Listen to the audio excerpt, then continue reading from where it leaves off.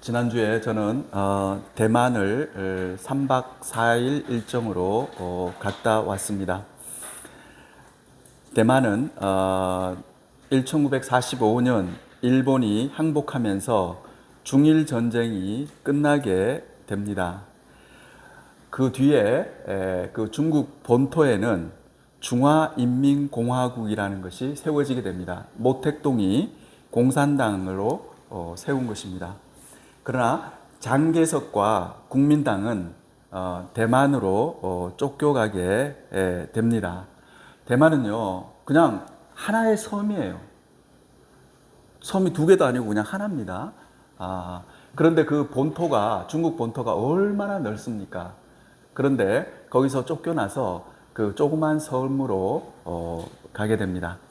그러나 거기서 그 사람들은 그 섬 생활을 자신의 숙명으로 받아들이고 거기에서 모든 것을 다 해결하게 됩니다. 여러분, 제가 가보니까 그 섬이요, 산이 굉장히 많아요. 평지가 별로 없습니다. 그리고 섬이기 때문에 여러분, 바람과 이런 자연재해가 얼마나 많겠습니까? 그래도 그거 불평하지 않고요, 그걸 그대로 받아들이고 거기에서 나라를 세우게 됩니다. 한 15년, 20년이 지나갔습니다. 그 어떤 일이 일어난지 아십니까? 놀랍습니다. 대만은 경제가 발전해가지고 신흥공업국이 되고, 그 중국 본토는요, 그 장개석을 몰아낸 그 중국 본토 사람들은 너무 못 사는 거예요. 우리나라랑 거의 비슷했습니다. 그래서 이 대만 사람들이 그때 자기 친척과 뭐 아는 사람들이 다 본토에 있을 거 아니에요. 그래 가서 방문해 보면 그 사람들이 너무 못 살아가지고 자기 주머니에 있는 것도 다 주고 옷도 벗어주고 그렇게 왔다고 합니다. 대만의 현재 1인당 GDP, 국내 총생산이 32,000달러입니다. 우리 지금 대한민국과 거의 똑같습니다. 그곳에 그 한 섬에 지금 살고 있는 온 나라의 인구가 2,400만 명입니다. 한국은 5,200만 명입니다. 한국의 절반도 안 되죠. 그러나 그런 나라가, 여러분, 대만에 유명한 반도체 회사가 있습니다. TSMC라는 그런 유명한 회사가 있어요. 우리나라 삼성보다도 더 잘 나갑니다. 그렇게 되었습니다. 저는 그걸 보고 그렇구나. 그들이 처한 상황이 어떨지 간에 그 처한 상황을 받아들이고 그 속에서 순응하면서 살아갈 때 그런 놀라운 기적 같은 일이 일어나는 것입니다. TV에 나이보다 훨씬 젊게 보이는 여자분이 나왔습니다. 얼굴도 동안이었어요. 정말 너무너무 젊어 보였습니다. 그래서 그 사회자가 그 여자분에게 물었습니다. 나이보다 이렇게 젊은 비결이 무엇입니까? 하고 물었습니다. 그러자 그 여자가 뜻밖의 대답을 하는 거예요. 저도 이제 그 질문을 했을 때 그런 것을 기대를 했습니다. 제가 음식을 뭐 어떤 걸 갖다가 뭐 과일로 채소로 이렇게 먹습니다. 이렇게 얘기하든지, 아니면 뭐 운동을 뭐 요가를 한다든가 뭐 특별한 운동을 한다든지, 아니면 피부 관리를 뭐 철저히 한다든지 뭐 그런 얘기를 할 줄 알았어요. 근데 그 여자가 뭐라 그러냐 하면, 저는 제 주어진 삶 가운데서 그대로 순응하면서 사는 것이 제가 젊게 사는 비결이라면 비결입니다. 이렇게 얘기하더라고요. 여러 가지 자기가 닥치는 상황 있잖아요. 거기에 그냥 순응을 하면서 산대요. 오늘 본문도 순응하며 살아가는 삶에 대해서 얘기해 주고 있습니다. 오늘 본문 26절 말씀 같이 읽겠습니다. 인류의 모든 족속을 한 혈통으로 만드사 온 땅에 살게 하시고 그들의 영예를 정하시며 거지의 경계를 한정하셨으니. 아멘. 이 구절을 보면요, 하나님이 모든 인간을 한 혈통으로 만드사 온 땅에 살게 하셨다고 말씀하시고, 그 다음에 온 땅에 흩어져 살 때 사람들로 하여금 어떻게 했냐면 그들의 연대를 정하셨다고 되어 있습니다. 이건 무슨 말입니까? 사람 한 사람 한 사람에게 너는 몇 년부터 몇 년까지 살아라, 이렇게 그들의 연대를 정하신 거예요. 그리고 거주의 한계를 한정하셨다고 되어 있습니다. 이것은 무슨 말입니까? 너는 어떤 장소에서 살아라, 이렇게 하나님이 하신 거예요. 한국의 춘천의 퇴계동에서 너는 살아라. 또 어떤 사람은 후평동에서 살아라. 하나님은 또 서울의 강동구 어느 지역에서 너는 살아라고 이렇게 거주의 경계를, 그가 사는 거주의 경계 있잖아요, 그걸 한정시켜 주셨다고 되어 있습니다. 여러분 얼마나 놀랍습니까? 우리는 이것을 받아들여야 됩니다. 대만 사람들이 그 조그만 한 섬을 받아들였듯이 우리도 이것을 받아들여야 됩니다. 하나님이 그렇게 정하신 거예요. 하나님이 너는 몇 년부터 몇 년까지 살으라고 하신 거예요. 그 다음에 거주할 장소도 정해주신 거예요. 우리는 그것을 인정해야 됩니다. 그걸 인정하지 않을 때 우리는 하나님을 인정하지 않는 것입니다.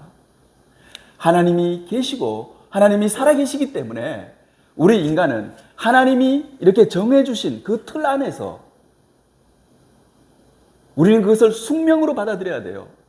나의 숙명으로 받아들이고 내가 그것에 순응할 줄 알아야 됩니다. 한 언니와 여동생이 있었습니다. 여동생은 아주 좋은 크리스찬이었습니다. 그러나 언니는 전혀 믿지 않았습니다. 여동생이 아주 젊었는데 아직 시집도 안 갔어요. 그랬는데 위암에 걸리게 되었습니다. 위암도 사기, 이제 얼마 남지 않는 그런 위암 선고를 받게 되었습니다. 그러나 놀랍게도 그 동생이요, 그 예수 잘 믿는 그 여동생이 암 선고를 기다렸다는 듯이 받아들이는 그런 모습을 보였습니다. 눈물 하나 안 흘리고요. 그리고 걱정을 하는데 자기가 죽을 그걸 걱정하는 것이 아니라 내가 일찍 죽으면 부모님이 얼마나 낙심하실까? 부모님이 얼마나 슬퍼하실까? 남아있는 가족들, 그 걱정을 하는 거예요. 근데 그 여동생이 그렇게 예뻤대요.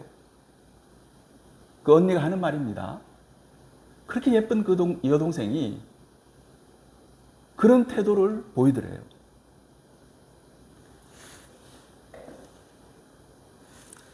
동생은 결국 결혼도 안 한 채 하늘나라로 가게 되었습니다.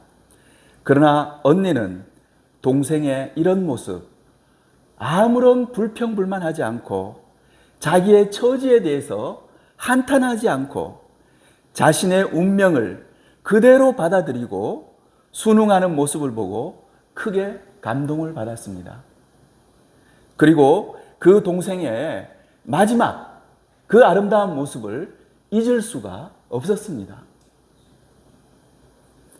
그래서 그 언니는 교회에 나가게 되었고 그 언니도 좋은 크리스찬이 되었습니다. 이 언니가 바로 제가 서두에 말씀드린 젊게 보이는 사람이 바로 이 언니였습니다. 그래서 그 언니는 자기가 이렇게 동안인 비결이 뭐냐 그러면 자신에게 주어진 상황에 그 주어진 상황을 거부하지 않고 그걸 불평하지 않고 그대로 순응하는 것이 자신의 젊음의 비결이라고 얘기한 것입니다. 갓난아이들 보면은 갓난아이들이 잠잘 때 이렇게 씩 웃습니다. 웃으면서 자는 경우가 많아요. 이것을 베넷짓이라고 하고 베넷 웃음이라고 합니다. 여러분 이거 한번 사진 한번 보세요. 저렇게 애들은 자다가 자는 모습을 이렇게 보면은 이렇게 웃어요. 어른들은 어떻습니까? 어른들은 잠잘 때 모습이 어떻습니까? 웃으면서 자는 사람은 거의 없습니다. 어떤 사람 이를 갈고 자요. 우리 교회 여기 인테리어 했던 분이 그 사모님이 얘기하는데 밤에 잘 때마다 누구랑 그렇게 싸우는 소리를 낸다는 거예요. 과음을 지르고 막 난리래요. 그래서 깨워서 나중에 보면은 누구랑 싸우고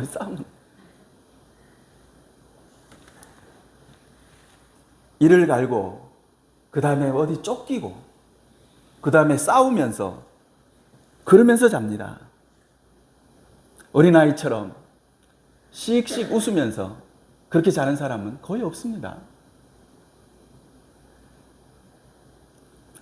갓난아이는 자기가 가난한 집에 태어났어도 그렇게 신경 쓰지 않습니다. 자신에게 일어난 좋은 일만 기억합니다. 그러니까 자면서 씩 웃으면서 자는 거예요. 아무리 가난한 집에 태어나도 엄마가 나한테 따뜻한 우유를 먹여주는 거, 그걸 기억하는 거예요. 그러니까 자면서 웃을 수가 있는 겁니다. 어른들은 어떻습니까?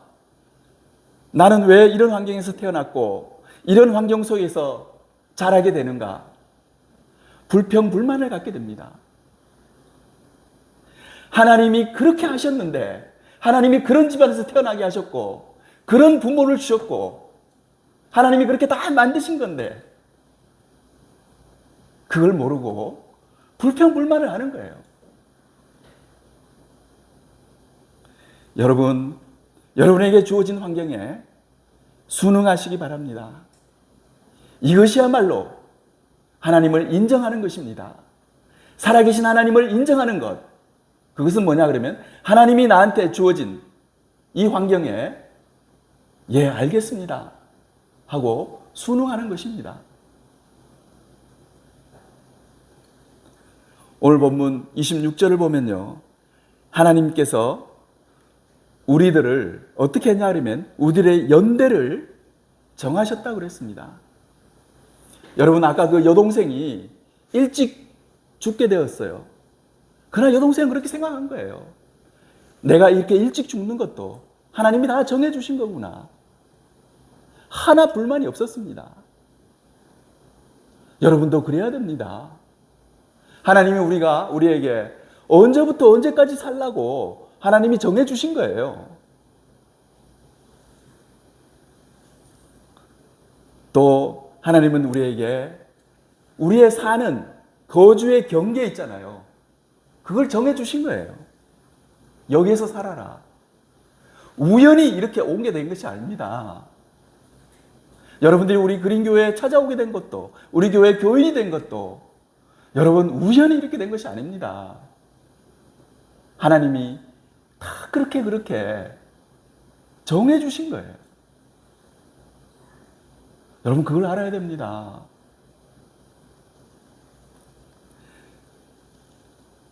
그렇기 때문에 우리는 그 하나님의 손길에 감사하는 마음이 있어야 됩니다. 감사함으로 우리는 받아들여야 됩니다. 그리고는 우리는 웃을 줄 알아야 됩니다. 웃어야 됩니다. 우리가 주어진 상황, 거기에 우리는 웃을 줄 알아야 됩니다. 어린아이처럼요. 갓난아이처럼 좋은 것만 생각하세요. 그리고는 여러분들도 이제는 잘 때 씩씩 웃는, 베넷 웃음을 짓는 여러분들이 되시기 바랍니다. 절대 잘 때 막 이를 갈고 싸우고 도망다니고 침대에서 떨어지고 그러지 마세요. 여러분 화면 한번 보시기 바랍니다. 우리가 이렇게 순응하는 삶을 사는 사람이 어떻게 되냐 그러면 자족하게 됩니다. 그 환경에 스스로 만족하게 되는 거예요. 나에게 주어진 그 상황에 내가 자족하는 마음이 생기게 됩니다. 그러면 그것이 어떻게 되냐 하면 감사로 연결되게 됩니다. 그 사람이 감사하는 사람이 되는 거예요. 감사는 뭐 좋은 일만 있어서 감사하는 게 아니에요. 하나님이 나를 그렇게 하셨기 때문에 감사하는 겁니다. 그리고 그 사람이 웃을 수 있는 사람이 되는 것입니다.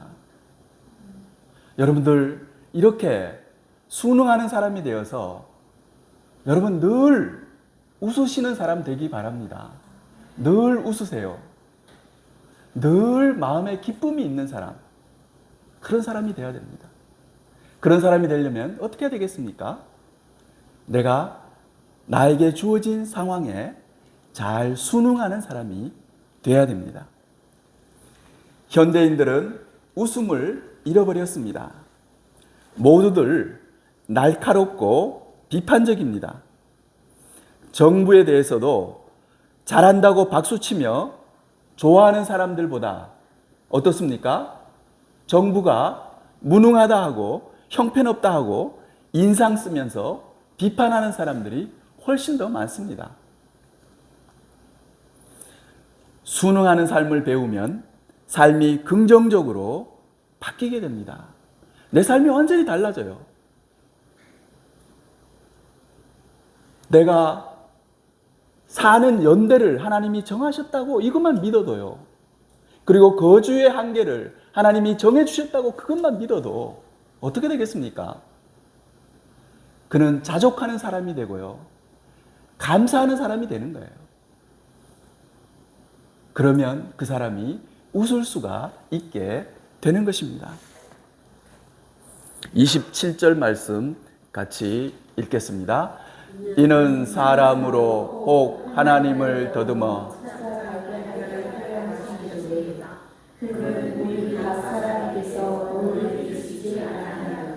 아멘. 27절 말씀을 26절과 함께 살펴보면요, 이렇습니다. 하나님이 사람들이 사는 연대를 정하시고 거주의 경계를 한정하신 이유는 이는 했죠. 사람으로 혹 하나님을 더듬어 찾아 발견하게 하려 하심이라고 되어 있습니다. 하나님이 우리로 하여금 그런 한계를 이렇게 주신 이유는요, 하나님이 우리로 하여금 하나님이 계시다는 것을 더듬어 찾아 발견하게 하기 위해서 그렇게 하셨다는 말씀입니다. 여기서 더듬어라는 말이 중요합니다. 우리가 하나님을 발견하는 것, 하나님의 존재를 아는 것이 쉬운 일 같지만 이 말씀에 보면 쉬운 일이 아닌 거예요. 하나님의 존재를 확실하게 아는 것은요, 굉장히 어려운 일입니다. 그래서 어떻게 해야 되냐 하면 더듬어서 찾아 발견하게 된다고 돼 있어요. 하나님을 내가 더듬어서 여러 가지 사건을 경험하고 여러 가지 것들을 겹치면서 드디어 어떻게 되냐면 하나님을 발견하게 된다는 거예요. 하나님을 발견한다는 건 뭐예요? 이제는 하나님의 존재를 확신하게 된다는 거예요. 하나님이 계시는 것이 확실한 거예요. 어떤 사람이 더듬어서 이 컵을 발견했어요. 여기 있다는 걸 이제 확실하게 발견했어요. 그러면 그 사람은 이제 의심을 안 하겠죠. 내가 눈으로 이제 확신 발견했는데. 그거 똑같습니다. 하나님을 여러분 이렇게 아주 확실하게 발견해야 됩니다. 하나님의 존재에 대해서 아주 확실해져야 돼요. 하나님이 살아계시고 하나님이 온 우주를 만드시고요. 지금도 하나님이 역사하고 계시고 그것이 확실해져야 됩니다. 그걸 확실해지기가 힘듭니다. 그게 조금이라도 확실해지지 않기 때문에 모든 문제가 다 생기는 거예요. 우리 신앙생활의 문제는 거기서 다 생기는 겁니다.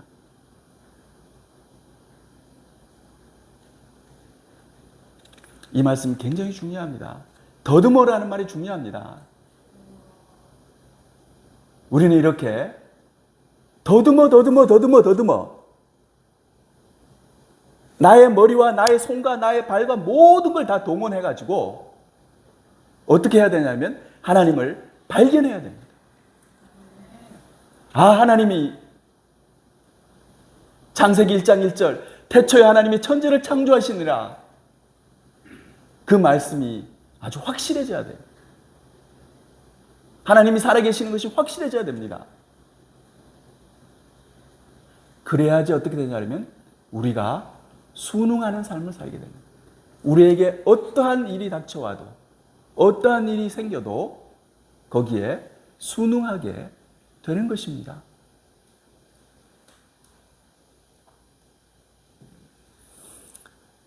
요셉은 어릴 때 이스마엘 상인들에게 은 20의 종으로 팔려가게 됩니다. 그러나 요셉은 그런 상황에서도 절대 자신의 처지를 한탄하거나 원망하지 않았습니다. 여러분 이 화면 한번 보시기 바랍니다. 뒤에 있는 옆에 있는 저 뒤에 있는 저기 있는 사람들이 자기 형들이죠. 형들이 자기를 저 어린 요셉을 은 20에 상인들에게 팔아 넘겼어요. 여러분이 만약에 저런 상황이 된다고 생각해 보세요. 아니면 여러분들 가운데 정말 어릴 적에 저와 비슷한 경험이 있는 사람도 있을 거예요. 그런데 여러분들, 요셉은 어떠했습니까? 저렇게 해서 정말 애굽으로 가서 노예가 됐습니다. 그래서 그 노예 생활을 하면서도 요셉은 성경에 기록된 걸 보면요, 불평 한마디 안 했습니다. 내가 무슨 잘못이 있었나? 난 왜 이렇게 되었나? 그런 말 하는 것이 한마디도 없어요. 요셉은 자기에게 닥친 저런 상황에서도 하나님이 이런 상황을 만드셨다고 생각을 해서 한마디 불평 안 합니다. 그래서 보디발의 집에 가서 어떻게 일합니까? 열심히 일하죠. 노예로서요. 여러분, 요셉이 잘한 것이 사람들은 나중에 총리 대신이 돼가지고 그 땅에 있는 기근을 어떻게 해결하는 거, 그걸 잘하는 거라고 얘기하지만 여러분, 그건 아닙니다. 요셉이 잘한 것은 바로 이때입니다.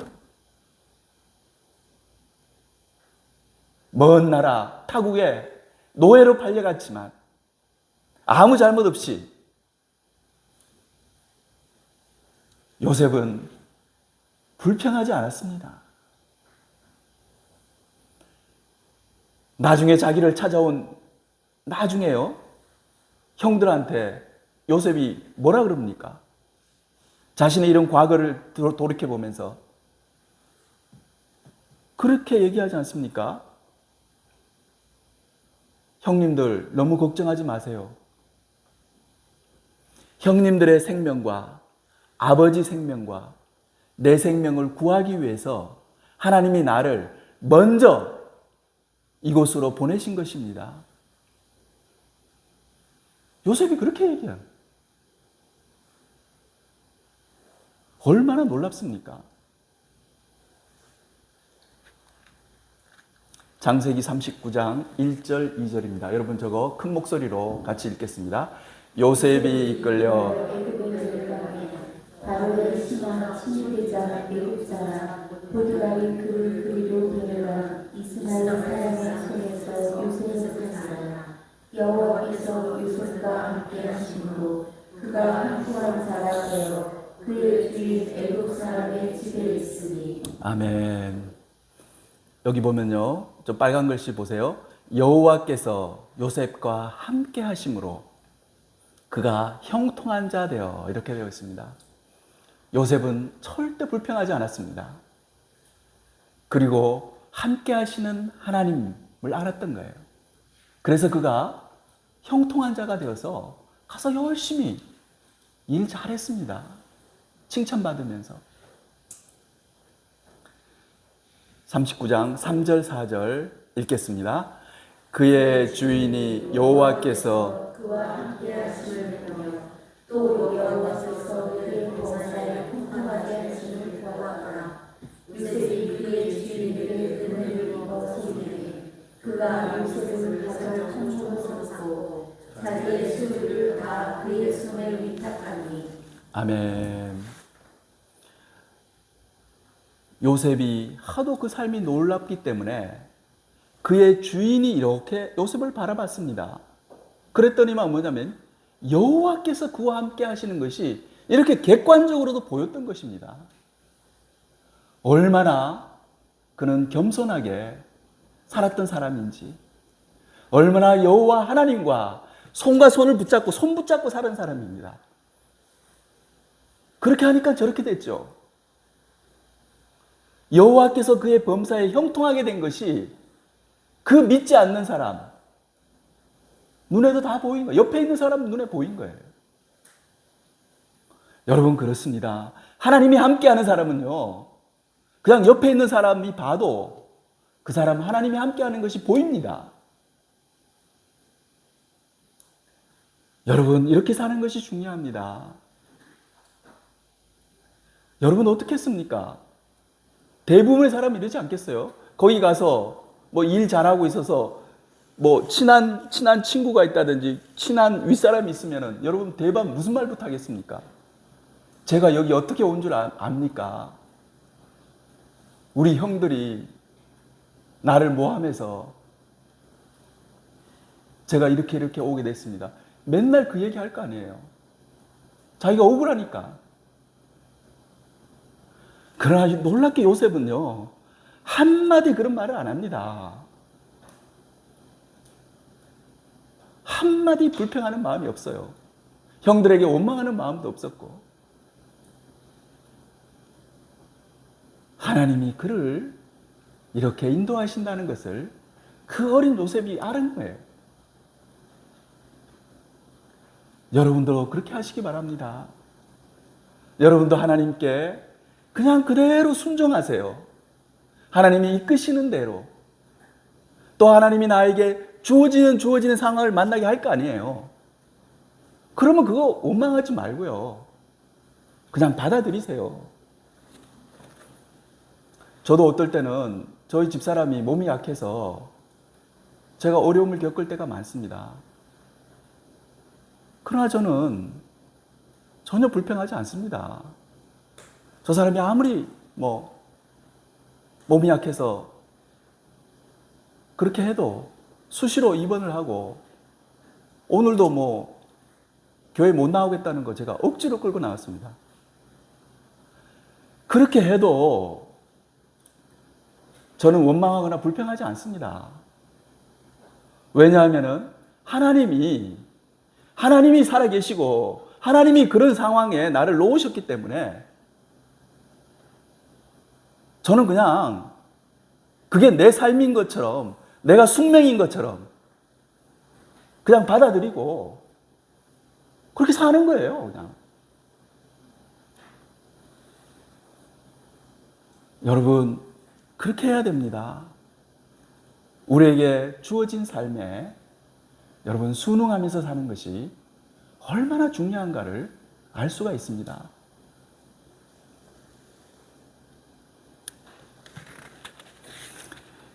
바울도 자신의 치명적인 질병이 있었습니다. 여러분 이 화면 한번 보시기 바랍니다. 바울에게 안질이 있었습니다. 혹은 간질, 막 경련을 하고 막 그렇게 쓰러지는 간질 있잖아요. 그런 병이 있었다고 합니다. 그래서 바울이 너무 괴롭기 때문에 하나님께 3번 이렇게 기도했습니다. 여러분, 제가 이제 집사람이 이렇게 병간호하면서 보니까요, 수술해가지고 완치될 수 있는 병이 있잖아요. 수술해가지고 치료될 수 있는 병. 그거는 저는 병도 아니라고 생각됩니다. 그게 무슨 병입니까? 치료해가지고 완치될 수 있는 병은 여러분 병도 아니에요. 저희 집사람 보니까 그렇더라고요. 여러분 치료할 수 없는 병이 진짜 병이에요. 수술해도 완치가 안 되는 병. 그런 병이 뭐 병이라고 할 수 있는 거예요. 사도 바울은 그런 병이 있었던 것입니다. 그래서 하나님께 3번이나 기도를 했어요. 그것도 크게. 주님 낫게 해달라고 기도했겠죠. 주님이 뭐라 그랬습니까? 주님 낫게 해주지 않았습니다.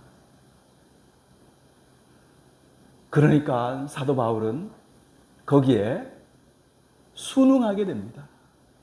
주님 알겠습니다. 내가 내 병을 그냥 달고 가겠습니다.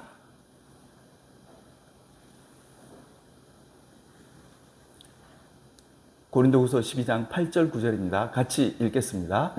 이것이 내게서 떠나가게 하기 위하여 내가 3번 주께 간구하였더니 나에게 이르시기를 내 은혜가 내게 족하도다. 이는 내 능력이 약한 데서 온전하여지리라 하시니라. 그러므로 도리어 크게 기뻐함으로 나의 여러 약한 것들을 위하여 자랑하리니 이는 그리스도의 능력이 내게 머물게 하려 함이라. 아멘. 여러분 그렇습니다. 하나님이 바울에게 얘기하기를 걱정하지 마라. 네 병을 내가 낫게 해주지는 않는다. 그렇지만 네가 약하면 약할수록 오히려 그게 강한 거란다. 그렇게 말씀해 주신 거예요. 바울이 그걸 듣고 알겠습니다. 그래서 이제 감사하고 기뻐하면서 살았다는 거예요. 여러분들도 그렇게 하시기 바랍니다. 우리는 하나님께 이것이 바로 하나님께 순종하는 거예요. 그리고 하나님을 인정하는 것입니다. 하나님을 그렇게 인정해야 됩니다. 한 공군 파일럿이 있었습니다. 공군에 들어갔을 때 상사가 매우 까다로운 사람이었습니다. 그 비행 기술을 배우는데 그 바로 위에 가르쳐주는 그 상사가 굉장히 까다로운 사람이었습니다. 모두들 뒤에서 욕하고 싫어하는 사람이었습니다.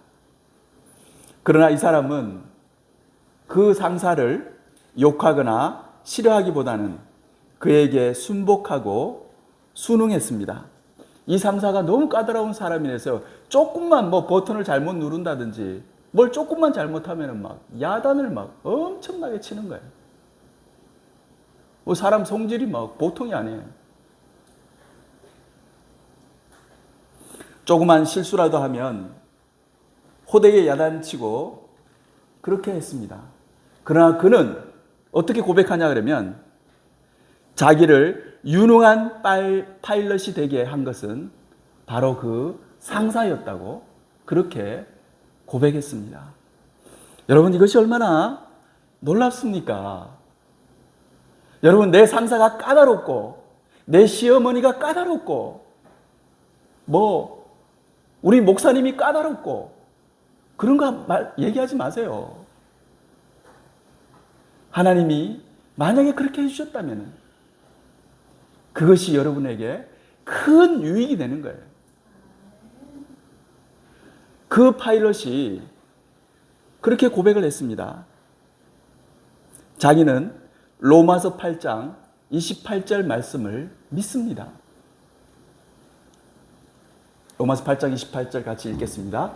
우리가 알거니와 하나님을 사랑하는 자 곧 그의 뜻대로 부르심을 입은 자들에게는 모든 것이 합력하여서 선을 이루느니라. 아멘. 여러분, 그렇습니다. 하나님을 사랑하는 자, 나도 하나님 사랑하고요, 하나님도 나를 사랑하는 그런 관계를 맺은 사람은요, 어떻습니까? 그렇게 까다로운 상사, 그렇게 야단만 치는 상사, 그 상사를 만나는 것이 오히려 합력하여 선을 이루게 된다는 거예요. 이것이 바로 믿음의 사람들이 하는 고백입니다. 사랑하는 성도 여러분, 우리는 주어진 상황에 잘 순응하는 사람이 되어야 하겠습니다. 하나님은 우리들의 사는 연대를 정하시는 분이십니다. 또 하나님은 우리들이 사는 거주의 경계를 정하시는 분이십니다. 주어진 상황에 잘 순응하는 사람이 되려면 하나님의 존재를 더듬어 찾아 발견하는 것이 중요합니다. 하나님의 살아계심, 하나님의 존재, 그것을 확실히 알아야 됩니다. 여러분들도 하나님을 더듬어 찾아 마침내 하나님의 존재를 확실히 발견하는 사람들이 되시기를 바랍니다. 하나님의 존재가 확실해지면 어떤 상황이 닥쳐와도 거기에 순응할 수 있게 됩니다. 왜냐하면 하나님이 살아계시기 때문에, 하나님이 온 우주를 만드셨기 때문에 내가 순응하게 됩니다.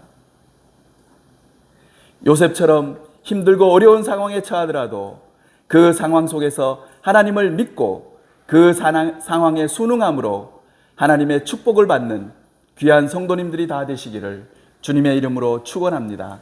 같이 기도하겠습니다.